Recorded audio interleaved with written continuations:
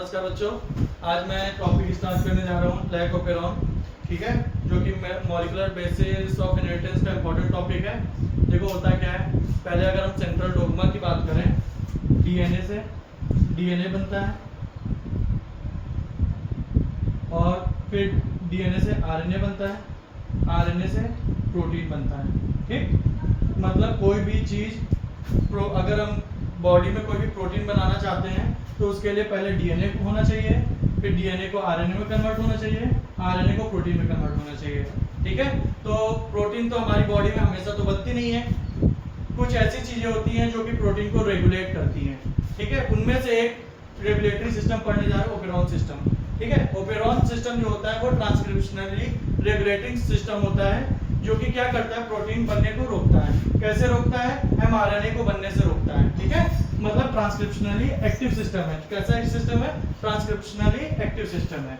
ठीक है, अब देखो होता क्या है, जैसा कि इसका नेम सजेस्ट कर रहा है, लैक ओपेरॉन। लैक मतलब होता है लैक्टोज। क्या होता है, लैक्टोज।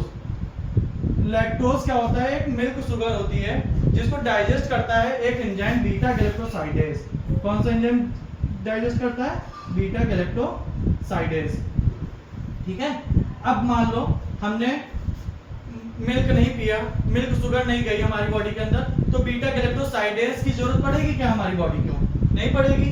बीटा गैलेक्टोसाइडेज की जरूरत तो पड़नी नहीं चाहिए, तो बीटा गैलेक्टोसाइडेज नहीं बनेगा। ठीक है, तो नहीं बनेगा, वो कौन डिसाइड करेगा, लैक ओपेरॉन डिसाइड करेगा कि हमारा बीटा गैलेक्टोसाइडेज बनना है कि नहीं बनना है। ये कौन डिसाइड करता है, कौन रेगुलेट करता है, लैक ओपेरॉन करता है। बीटा गैलेक्टोसाइडेज करता क्या है, बीटा गैलेक्टोसाइडेज जो लैक्टोज शुगर होती है उसको ब्रेक कर देता है ग्लूकोज और गैलेक्टोज में। ठीक है, अब हम यहां से बेसिक बता के अब टॉपिक स्टार्ट करते हैं, लैक ओपेरॉन। ठीक है,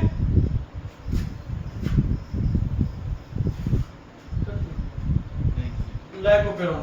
ठीक है, अब देखो होता क्या है, डीएनए में जो डीएनए होता है, डीएनए में कई सारे जीन्स होते हैं, कुछ स्ट्रक्चरल जीन होंगे, कुछ रेगुलेटरी जीन होंगे। अगर हम रेगुलेटरी जीन की बात करें,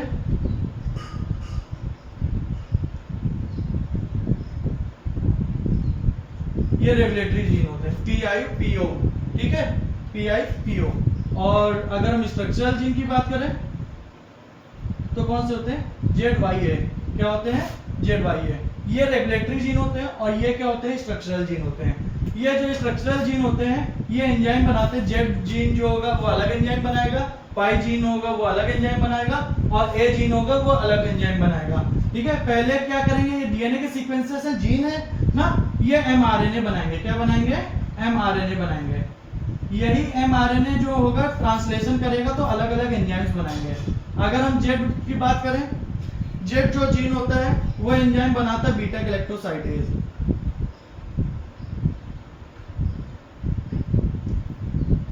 वाई जीन जो होता है वो एंजाइम बनाता है परमीएज, और जो ए जीन होता है वो बनाता है ट्रांसएसिटाइलेज।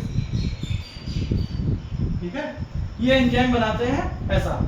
और ये एंजाइम बनेगा कब, जब हमारे पास लैक्टोज प्रेजेंट होगा। जब हमारे पास लैक्टोज प्रेजेंट है तब ये क्या बनेगा, ये सारे एंजाइम्स बनेंगे।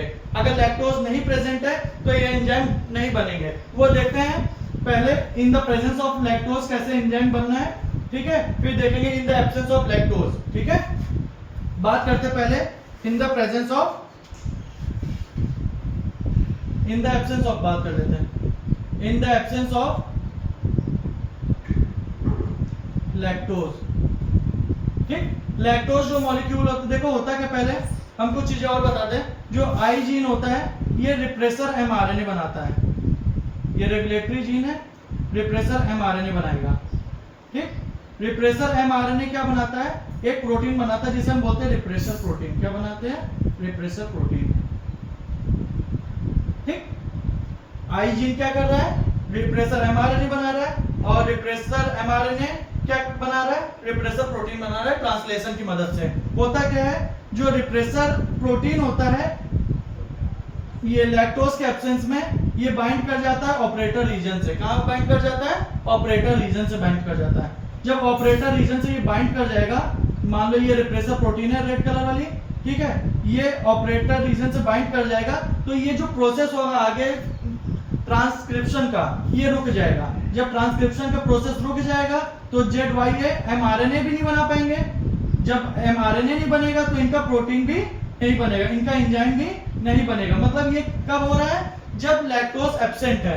लैक्टोज के एब्सेंट में क्या हुआ, पहले आई जीन ने क्या बनाया, रिप्रेसर एमआरएनए बनाया, रिप्रेसर एमआरएनए ने रिप्रेसर प्रोटीन बनाया। जो रिप्रेसर प्रोटीन होती है ये कहां पे बाइंड कर जाती है, जाके ऑपरेटर रीजन में बाइंड कर जाती है। कहां पे बाइंड कर जाती है, ऑपरेटर रीजन में बाइंड कर जाती है। जब ऑपरेटर रीजन में बाइंड कर जाएगा तो ये जो इसका आरएनए पॉलीमरेज होगा आगे काम नहीं कर पाएगा, आरएनए पॉलीमरेज रुक गया तो एमआरएनए नहीं बना, एमआरएनए नहीं बना तो प्रोटीन नहीं बना। ये हम बात कर रहे हैं किसके बारे में, जब लैक्टोज एब्सेंट है। ठीक है, अब लैक्टोज अगर प्रेजेंट होता तब क्या होता वो देखेंगे। ठीक है, इतना क्लियर है कि नहीं।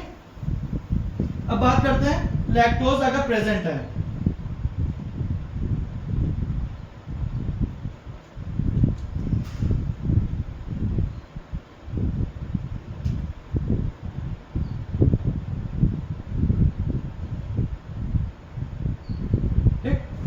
देखो होता क्या है, आई जीन क्या करता है, वैसे ही रिप्रेसर एमआरएनए बनाया,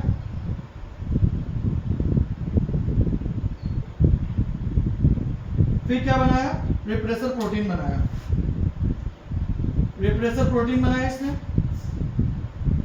जो कि किससे बाइंड कर रही थी, जाके ऑपरेटर रीजन से बाइंड कर रही थी। ठीक, अब देखो अगर लैक्टोज प्रेजेंट है, जब लैक्टोज प्रेजेंट होगा तब ये क्या करेगा, लैक्टोज मान लो ये लैक्टोज है,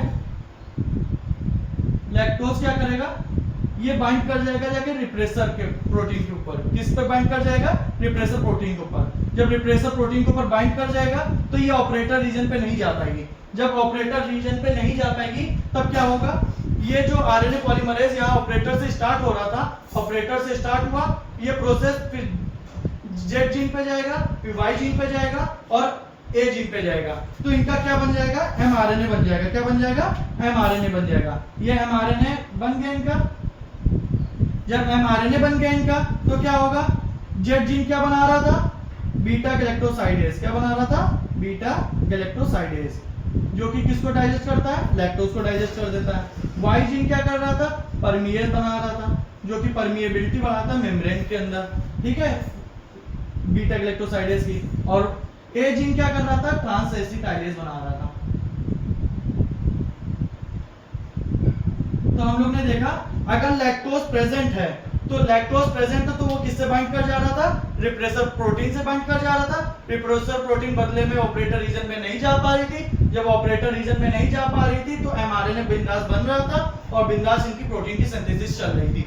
जब तक लैक्टोज है तब तक ऐसा होगा। फिर बीटा ग्लाइकोसाइडेज क्या करेगा, लैक्टोज को खा जाएगा, लैक्टोज को खत्म कर देगा, तो फिर लैक्टोज की कमी हो जाएगी। जब लैक्टोज की कमी होगी फिर से रिप्रेसर प्रोटीन फ्री हो जाएगा, ऑपरेटर रीजन पे चला जाएगा, ऑपरेटर रीजन पे बाइंड करेगा, पूरा सिस्टम को बंद कर देगा। ठीक है, तो ये नेगेटिव सिस्टम होता है, नेगेटिव ओपेरॉन सिस्टम होता है जिसमें रिप्रेसर प्रोटीन बन रही होती है।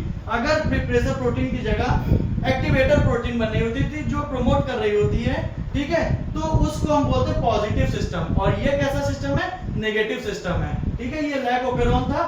देखो इसको याद करने का ट्रिक क्या है, अगर स्ट्रक्चरल जीन और ये रेगुलेटरी जीन याद करना है तो ट्रिक क्या है, ये देखो क्या लिखा है पाई और ये क्या लिखा है पूज्य। तो क्या लिखा है पाई पूज्य, तो इससे याद कर लेना।